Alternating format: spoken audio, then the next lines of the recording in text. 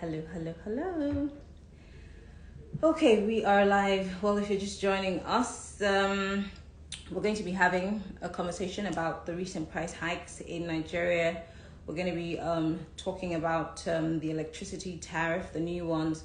We're going to also be looking at the new survival scheme put together by the Buhari administration. Thank you everyone for joining. Kathleen, Truth and Honesty, Ibifiri, thank you for joining. So we're just waiting for more people to join us. And I'm reaching you live from the studios of News Central. And we are going to have our guest join us in a bit. I can see my guest right now. So he has just 30 minutes. He's very time conscious, and we're going to try as much as possible to go straight into the conversation. I do not want to delay my guest because he has other things to deal with. So my guest is this, and he's going to be answering most of our questions. I know that Nigerians have a lot of things to question the presidency about, but well, he's here as the mouthpiece of the gods, figuratively, and he's going to answer all of those questions. So in a bit, you will see a pop-up on your screen with my guest. Okay. Hello, Ajuri. It's good to have you join us. Can you hear me? Hello. Yes, I can hear you. How are you? I'm fine, thank you. Is it possible for you to maybe use a headpiece or something? You sound very low. It's very difficult to hear Oh, you. really? Yes, Okay. yes. All right. Just give me one moment, please. Okay. Well, All for right. those who are Thank you. just joining us, Ajuri Ngelale is the Senior Special Assistant to Mr. President on Public Affairs. He's going to join us once in just a minute. I think he's trying to get his mouthpiece or his headphones so that he can sound clear. We need to be able to hear him clearly. So let your friends know, send this video feed to your friends.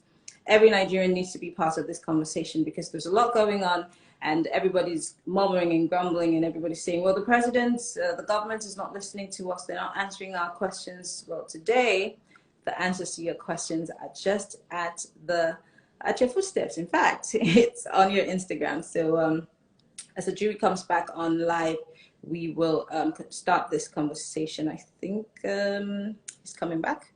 Let's see, so we can have him join us. Okay, he's not here yet.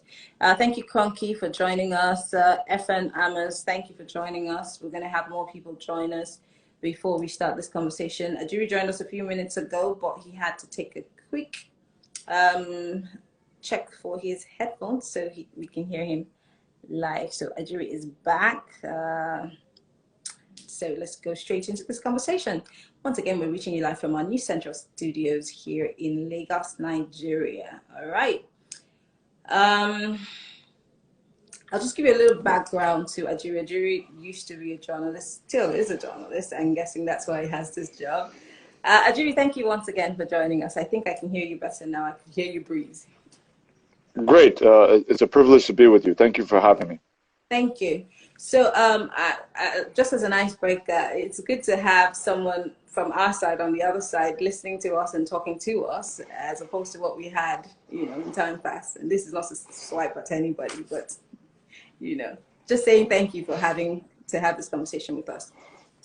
Thank you very much. Well, let me just start by saying one of the major challenges we have is really breaking that long-held notion that there's a great gap between government and the people. And it's a very difficult thing to do because, of course, for a very long time, governments have been very insensitive to the plight of people. They've obviously been very corrupt and they have not done well in the history of this country. And so it's understandable. But really now the task before us is how to bridge that gap and how to really help our people understand that government is actually part of them and that they are part of government. Because if government is not doing well, it does not impact government as much as it impacts the people. So it's in the interest of our people to really be involved in what government is doing. And that's why in public affairs, we're working very hard to create a two-way conversation in the country. As opposed to the old ways of information management where governments would dish out information to Nigerians and they don't really care to hear back or to have any feedback from the populace in terms of policy formulation and implementation. So that's really the great challenge that we have. Let me take you up on that. I didn't want to start with that, but let me just take you up because you're bringing this up, talking about communication gap. This has been a thing with the Buhari administration from the first tenure. People have complained that they hardly get to hear from the presidency. And then there's also a problem with clear messaging. So we hear one thing and then some other person is coming out to, set the record straight. And this is detail for something that just happened a few days ago, was the issue of banks re-registering and customers of banks re-registering. The same thing happened between NIPOST and the FIRS. There's a problem with clear messaging. And I want to ask you, because you're like the face of the government, is there no synergy of sorts that, that the messaging would be clear for everyone before it's put out to us, the people, so that we are less confused? Thank you very much. No, what you've asked is a very legitimate question, and it is a major concern, and it's a very real problem. This is the thing. So, federal government of Nigeria and federal government of any nation, for those who practice our system, it's a very large operation. And you find, you really understand it from the outside as a citizen or a journalist, you understand it at some level. But as you enter, what you really begin to see are the complexities and the nuts and bolts of that thing that you just see from afar, and all of that. So what I have found is that where you have hundreds of MDAs and agencies, it just takes one agency out of hundreds to be able to come out with a message that runs contrary to what the federal government has in mind, or maybe they will rush out some sort of policy thrust without consulting with the federal executive, for example. That happens. But this messaging is supposed to emanate from somewhere. Now, if it's not clear from where it's coming from, then there is room for this mismanagement of information. Am I right, or maybe I'm wrong? No, absolutely. That's why I've agreed with you that it's a problem. I've actually agreed with you. I'm not in any way disagreeing with what you're saying. I'm actually acknowledging that this is a problem. What I'm saying, though, is that the challenge we've had, and again, it's easy to point out 2 or 3 examples where it has gone wrong, and not point out the 100 plus examples of where it has gone right. But the major challenge we have is when you have the 2 examples you mentioned. If you talk about the FIRS, you talk about the most recent one, and all of that, was a situation where a young man who is not even so you have an SA on new media to the president, for example. He has a team of people that he works with that helps him to manage the accounts of government. It just takes one individual, one person, one young person who's working for somebody to tweet out something that they think is supposed to be tweeted but has not yet been verified, and then it creates a firestorm online. And that's what happened with the most recent example you're talking about. So it can just be human error, one person making an error, and then of course they find out that the information they put out is not correct, and all of that. So these things happen. These are human institutions, and they're going to be human problems that require human solutions. And I want to also note, this is not a Nigerian phenomenon. Even if you go to the US right now and you look at, for example, on a daily basis, the contradictions between President Trump and Dr. Fauci on the response to the coronavirus, you will know very well that government communications around the world is a major problem. Does that mean that we should not strive every day to perfect it? No, of course, we need to continue to perfect the process. But I think to expect that an institution as large as the federal government of any country, that there will not be some lapses from time to time, is probably an unrealistic expectation. But we're working very hard to correct some of these historical trends. Yeah, Ajuri, let me just push you one more on this. Right. I'm not saying that this is not something that's capable of happening. But I'm saying if this is the order of the day in an administration, it's happened one too many times. If something happens once and it happens the second time, you say, oh, it's a mistake. Maybe you didn't know, but now you know better. and then it happens more than 2 times, that's when you have a problem, because there's been a lot of But I disagree with that. there's been a lot of No, bottles. If there is no loophole for all of these things to happen, there would not be any room for you to come and set the record straight or have these rebuttals. I disagree fundamentally with the notion that we're setting records or that this is the order of the day. You've mentioned 3 examples out of thousands of communications that are coming out. You're talking about tens of. I'm coming, please. I'm coming, please. Yes, I'm coming. You have dozens of communications coming out from government every day, and you've cited about 3 or 4 examples over the last 1 or 2 months. That's really not a bad ratio, and I think to suggest that is reflective of the norm rather than the exception is not correct. Again, if you look at what's going on, I think in the West, it's very clear that these things happen. Some of them more frequently. And in fact, if you're talking about that example, that's an ongoing thing, on a daily basis, where one official is contradicting another official, and it has become a norm. I would not say that it's fair to say that is the key here. Do we have issues? Absolutely. And that's why I started by acknowledging it. I could have come and said, oh, started sugarcoating and telling you, oh, there's no problem and all of that. That's not what I'm saying. I'm saying that, yes, there are problems, and we have to address those problems. But to suggest that, that that's the norm, I think is not correct. Okay, let's move on to one of the most teething problems that we have. In fact, the most talked about issue that we're facing as Nigerians today, the hike in pump price of petrol and, of course, the electricity tariffs. But let's start. So I'm hearing an echo. Yeah, I'm sure we're going to fix that. The tech guys are going to fix that. I'm so sorry about that. Okay. We're getting feedback from our live streaming. We're going to change that right now. Okay. But quickly, the price hike issue, at a time where, we're in a pandemic, it's a worldwide pandemic. The world has never experienced this, ever.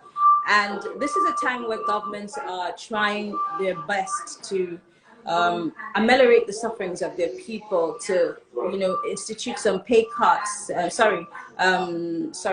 tax cuts and, tax holidays, trying to make sure that there's some cushioning effect to help the people and the economies that are shrinking.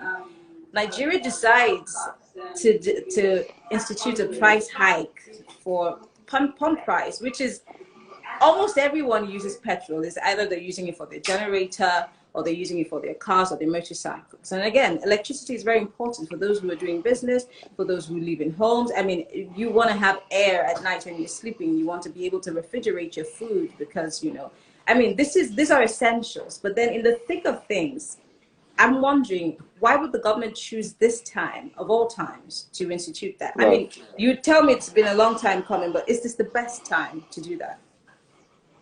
Well, actually, my response would not necessarily be that it's a long time coming, even though that is the truth. My response is actually to say that what you said is correct. I've been moving, obviously engaging with people around the country on radio stations nationwide. Just last week alone, I was engaging in every state between the South, the Southeast, and the Southwest, in addition to some northern states. And one of the common threads you get is this question of timing.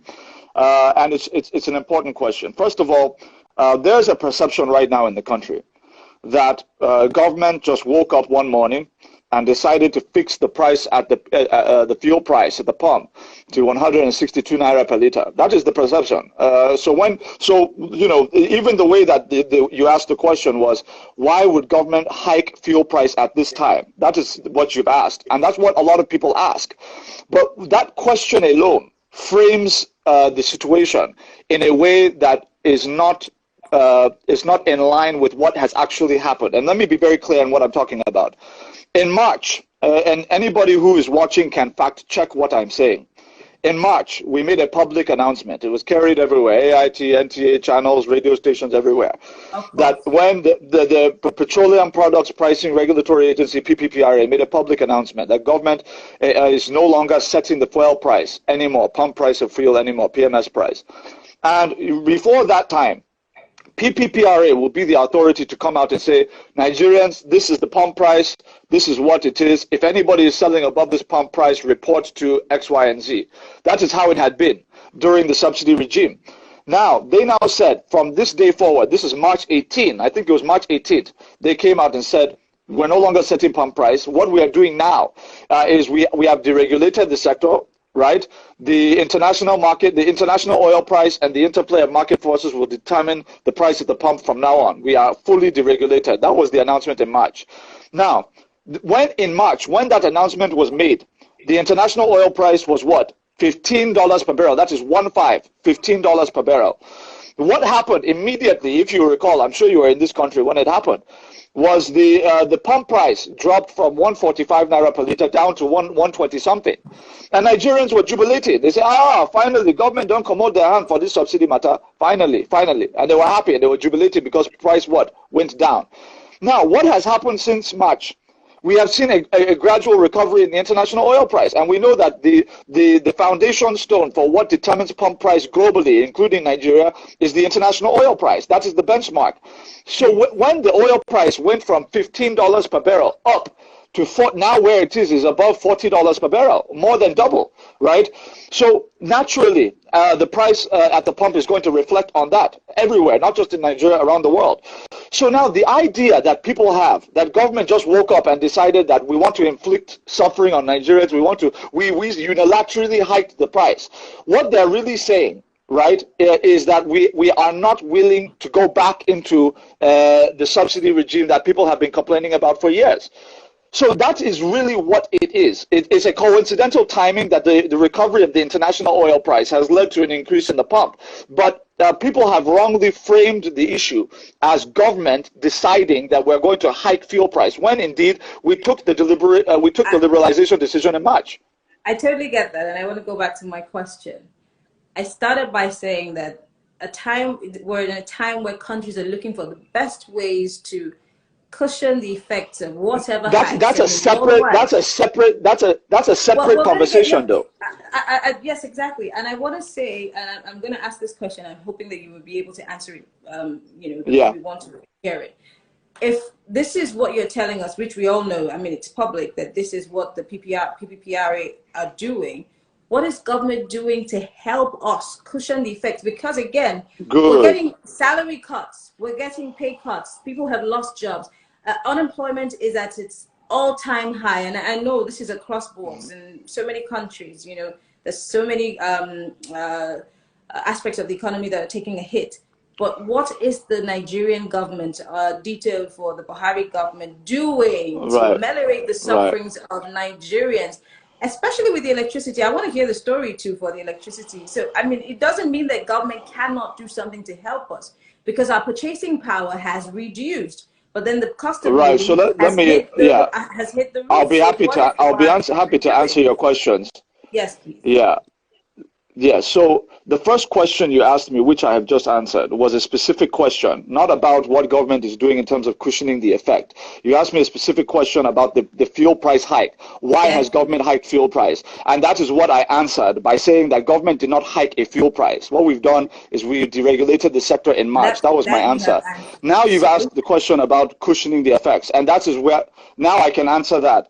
Okay, so now what we've done, there are two major things. In March, President Muhammadu Buhari constituted the Economic Sustainability Committee that established the 2.3 trillion naira economic sustainability plan.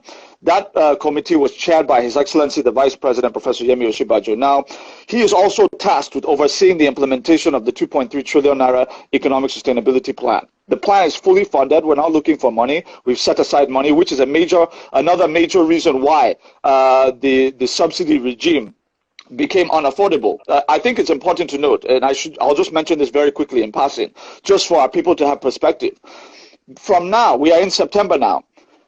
From January 2020 till now, we have lost 60% of our revenues. That means we are currently sharing 40% of our January revenue rate with the states and local governments, and we're still thinking of how we're going to pay all of our salaries on time. That is all of the armed forces, all of the police force, all of the federal civil servants, all of the public doctors, public teachers, and of course, and all of the pensioners, and then of course, making sure that you're still building your railways, your roads, your bridges, your airports, seaports, power plants, dams, agricultural production, etc. All of that has to continue. So now what we've done is we've said, if you recall now, the difference between now and say 2014 when there was oil price crash is that they couldn't even pay salaries. We're doing all of that. You're not hearing any public worker say that they're not being paid their salary. Nobody is saying that. We are doing that. So now the issue now is about making sure that we are reinvesting that money in a way, instead of doing going back into providing cheap fuel.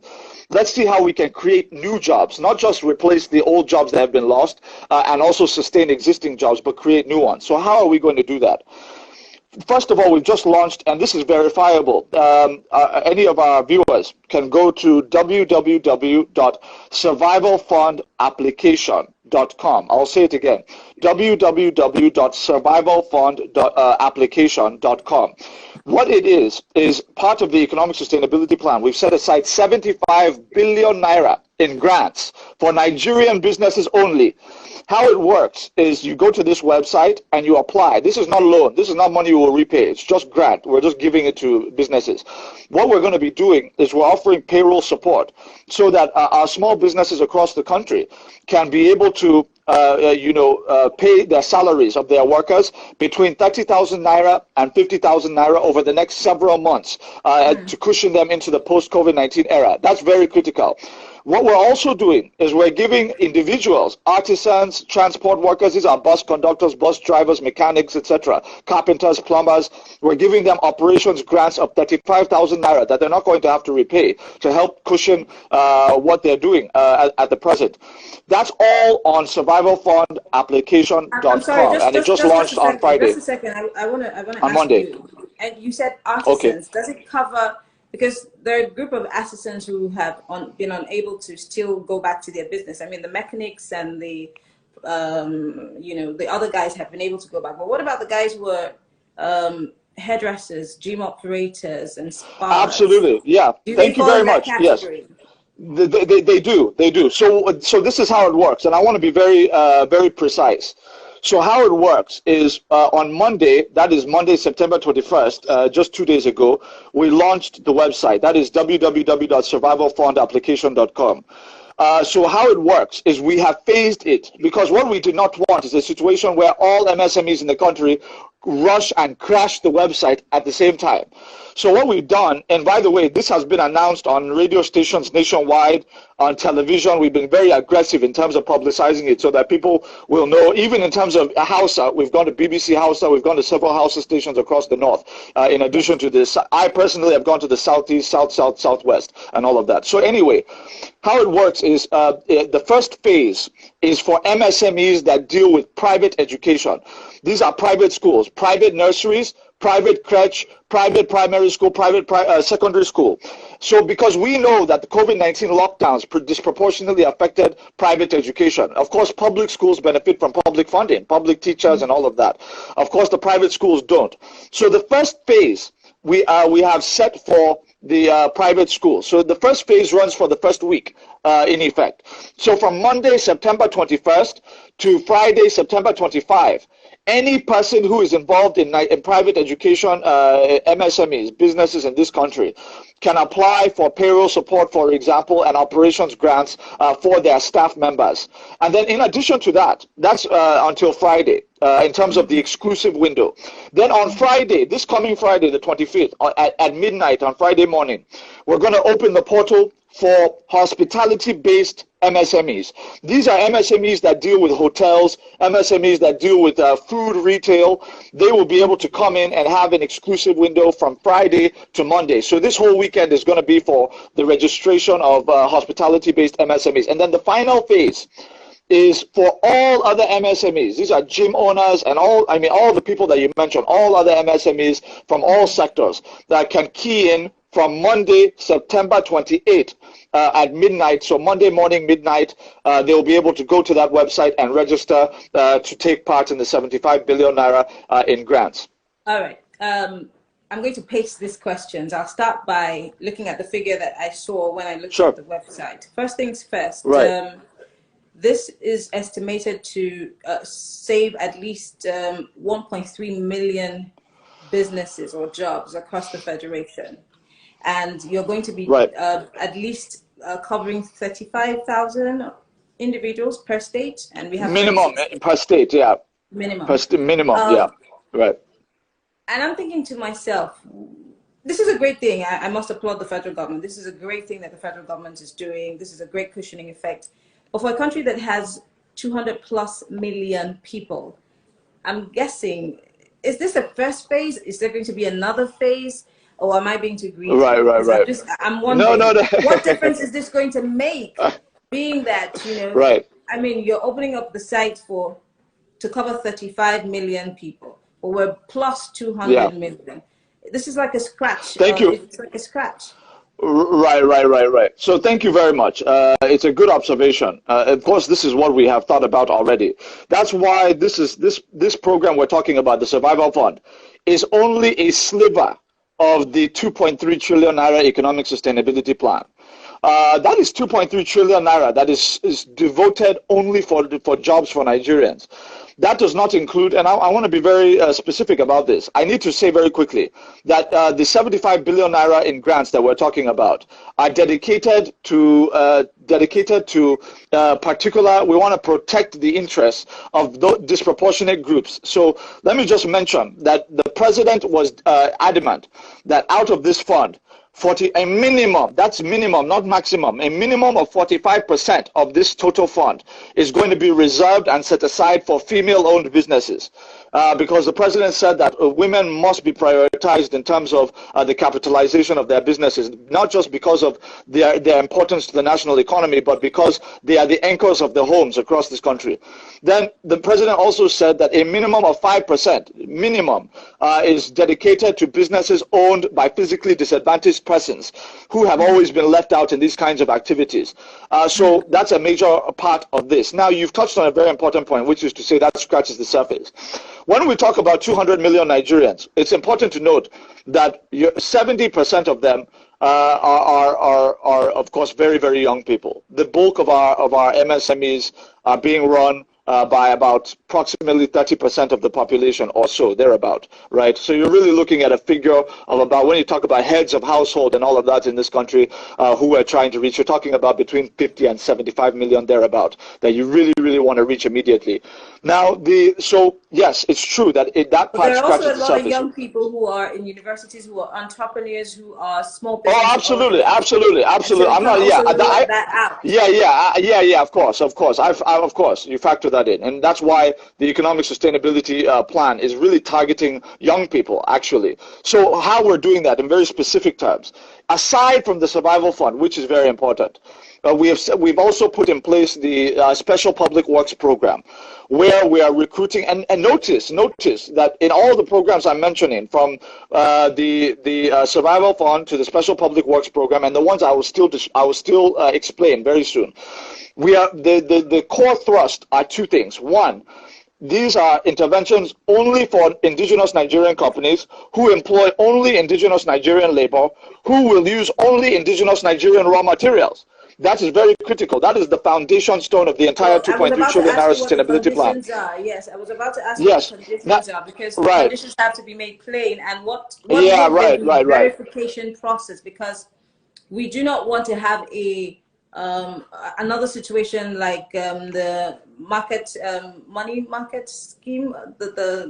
What was it called? The trader money. What was The wrong with trader that? money. Yes, Yeah, what was wrong with we that? want to be sure that these monies go to those who are deserving and not people who are in the guise of Nigerian owned businesses. So what's the verification process like?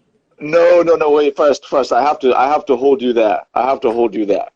The trader money scheme was under the Government Enterprise and Empowerment Program. Nobody, I repeat, nobody, go onto the internet, find me a report where it was even suggested that money dedicated to these traders, 3 million traders who have benefited, that monies went to somebody else. I can tell you that that is a lie, and I'll tell you why. The process that was set up was very direct. Every account that we dealt with had a BVN, just as you have BVN on your account.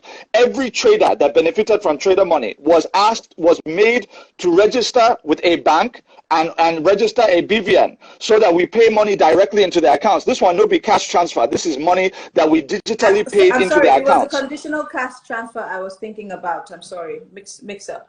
So, and Oh, that okay, cash okay. transfer was never done as a transfer because monies were given by hand. So Why call it a conditional cash transfer? Yeah, that's okay. So that's yes. How do you Now trace those that's monies and how do you follow up?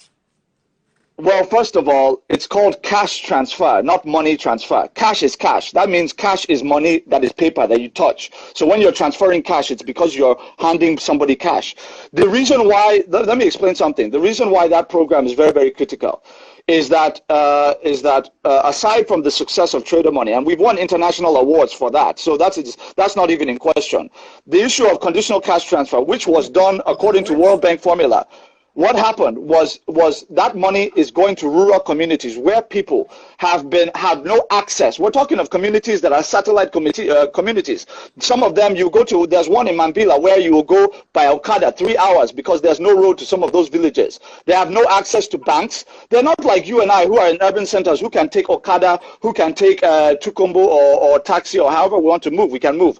They don't live where we're living. They're living in the far outskirts, 3 hours outside of any bank. So you actually have to travel to them physically to give them cash. That's a real thing. That's a real thing. So that's one of the major encumbrances, and we're trying to reach these rural communities who have not had access to money ever before in terms of intervention, because they don't benefit from some of the traders that benefit from being in markets in urban centers. They can easily reach a bank somewhere in Aba or Makurdi or Yenagoa or anywhere. The people that we're dealing with the cash transfer don't have those opportunities in the northwest and the northeast and the north central and all of that. It's very, very difficult for them. And that's why we intentionally targeted them the way we do with cash, because they don't have accounts. Many of them are not even literate. So these are the challenges. Just a second. I'm sorry to talk over you. Yes. For those who have questions, if you're putting them on the timeline, it will be very difficult for us to go through those questions. So please, there's a question mark at the bottom of the screen.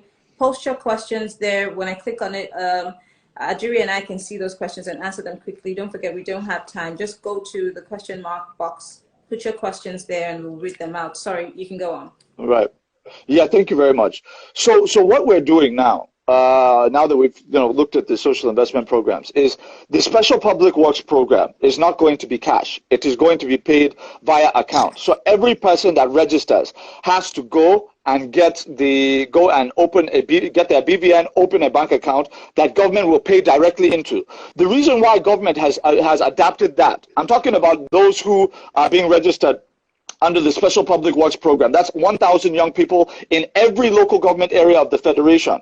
Now these young people are going to conduct urban and rural sanitation. They're also going to, most importantly, construct rural roads, linking strategic farms to markets, linking strategic industries to ports, using Nigerian-sourced bitumen. So we're not just using Nigerian labor. They're going to be using Nigerian-sourced raw materials. Because using of course, they're being trained. They're being trained. That's a recipe for disaster. Of course, now every person, for example, if we're giving a contract to Julius Berger to construct a road, if you go across this country, you're not going to be seeing white people constructing our roads. They're Nigerians, and these are not people who went to school for engineering. Many of them were trained by the company who is the contractor. So this is how it's going to work with this program. We're going to bring our young people are very gifted, not just physically but intellectually. So for us now, what we're going to do is we're going to train them first. They're going to be paid during their training, and then they're going to go out and execute these projects and all of that. So it's going to work very similar to Empower in effect. So we're going to make sure that it's spread all across the country. So already what we've done is we've reached basically the final stage. We've already established the state selection committees. These are committees. Each state has a selection committee that is comprised of academicians, NGO officials, chairman of State Christian Association in Nigeria, chairman of the State Islamic authorities, and all of that. Then they execute the recruitment on a non-partisan basis. That's why we set it up with non-partisan members. Now, once they conduct the recruitment, now it's just a matter of sending the young boys into young men and women into training, and then, of course, execution of the program. These are just two small programs out of a much larger set of programs within the Economic Sustainability Plan. The other programs, let me be very clear, is agriculture. This one is 5 million jobs, and this is very, very massive. How it works is we are all states of the Federation have agreed, PDP states, APC states, APGA states, all have agreed that they're going to supply the federal government with between 20,000 and 100,000 hectares of land each. In exchange, the federal government is going to employ these young people all across the country from the localities to execute an unprecedented land clearing and cultivation scheme where they're going to clear lands that are not cultivatable into cultivatable land. So we're going to expand our stock of cultivatable land. And then after it's cultivated, they're going to be cultivating targeted high-value export commodities, cash crops like cocoa, cashew, and groundnut and the like, so that we can expedite the process of diversifying our revenue base away from oil and gas, even as we're creating new jobs and cross-generationalizing the agricultural industry, from the elders who are currently manning the sector to young people, bringing young people actively into the sector. All right, one last question, and then we'll go to the questions because I need you to get back to your business. How long will these many programs last? Will it go beyond the lifespan of this government? Don't forget, this government expires in 2023. Although we always, throw it to banter that government is a continuum, we hardly see that happen in successive governments. What is the plan that has been spinned into the process to make sure that this outlives this government, and it is so deeply rooted in the system, so much so that nobody can come tomorrow and change things? Thank you very much. Well, first of all, President Muhammadu Buhari is the first president since 1999 to make it a policy that projects that need to be completed must be completed regardless of who started them. He's not interested in vanity issues about who started this, who completed this. His own is what is the benefit for Nigerians. So what he does is projects that were started, maybe 10% or whatever they were, by Goodluck Jonathan, for example, or by Obasanjo, he's making sure that those projects are prioritized so that they're completed before the end of his administration. In addition to the ones that he has started, he has said that he's going to finish their projects and also finish the ones that he also has introduced, so that the next government comes in with a fresh slate of fully completed projects across sectors. But let me also say that it's a good question you've asked. The Economic Sustainability Plan is a 12-year plan. It's really an economic stimulus to really empower as many Nigerians in the fastest time possible to reconstruct the country across sectors. Now, the key is that it fits hand in glove with the medium-term plan that is being developed, that is going to be unveiled in December this year, that is going to be the successor to the Economic Recovery and Growth Plan. That is the next development plan that's going to run from 2021 to 2025. So this plan fits in hand in glove with that plan, because those who have designed this plan, the stimulus plan, are also designing the medium-term plan. So in terms of continuity, irrespective of who takes power in 2023, we would have substantially already gone through the implementation of the next development plan by the time the next administration comes in. So we can assure Nigerians that that is not going to be a concern. All right, let's go quickly to the question and answer segment before we wrap this up. I think Let me just thank you, first of all. I want to thank you for the opportunity of creating this forum and engaging our young people on these very critical issues. Thank you very much. Thank you. Henry the Great here says, why is Nigerian refineries, or why are they not working? Okay, so that's his first question. I'm just going to try to lump them together. And he says, why are they not working? Why is it that Lagos's port... Okay. Yeah, and why is it that Lagos port, while Port Harcourt, Warri, Calabar port so Lagos port is working, I'm sure that's what he means, and then Port Harcourt, Warri, Calabar ports are malfunctioning. That's a very good question, and I mean, I'll be happy to answer that. My bias, which is that the dredging of the Calabar seaport, which would have enabled Tinapa to still be standing and alive right now, it's not happening because of some political reasons. I think you would be in a better position to explain that to us. Yeah, thank you very much. So first of all, I think a lot of this has to do again with effective information and effective communication, right? So let me start from the first question, which is about refineries. A good question. So where we are right now in specific terms, again, this can be fact-checked, is that of course, the refineries have not been working as a result of many years of diversion and corruption. We all know that. So where we are now is the president has said, look, it is going to be the private sector that is going to drive refining in this country, as it is done everywhere in the world. So in effect, he has created, obviously, the policy framework that people have now keyed into. We all know about the Dangote refinery completing the work in 2021. In addition to that, based on the policies of government in terms of tax incentives, free trade zone implementation, land allocation and all of that, we've been able to attract a new 200,000 barrels per day refinery that is being built by the BUA group led by Mr. Rabiu, the chairman, who is going to build that refinery in Akwa Ibom State, in addition to the Dangote refinery. In addition to that, the president has also set up the policy framework for the establishment of 4 major modular refineries across the Niger Delta and the southeast. There's one in Imo, there's one in Delta, one in River State, and one in Edo State that are all coming on stream by April of next year. So now, finally, for the NNPC refineries, you have of course, Port Harcourt, Warri, and Kaduna, the ones that have been neglected. What we've done with that is the president has said, we're going to change the way this has been done. So he now said government is no longer going to plow a whole bunch of money into it. We're going to bring in the private sector. So we have ENI and AGIP currently undertaking the rehabilitation of Port Harcourt refinery, and we're going to pay them when it is done. Once they bring it to 90% utilization by 2023, we're going to pay them by allowing them to refine crude oil to the point where they would have recouped their investment instead of giving them cash. We have to let you go because we're almost getting up to the top of the hour for our news. But you're very welcome. Just very quickly, the One port, by the way, has been resuscitated by this administration. So that should be, you can confirm that online. That remains to be seen. Well, I would like to go there myself, so I can. Yes, we've just welcomed new containers, new ships loaded with containers. So you can go and verify it on Google. We've done it. All right. Well, thank you very much. For those who are watching, Ajuri Ngelale is the Senior Special Assistant to Mr. President on Public Policy, Public Affairs. Thank you very much. Thank you so much for speaking with us. It's a pleasure. Thank you. It's been a very interesting conversation. Thank you all for watching. Ajuri, have a nice day. Thank you. Good work.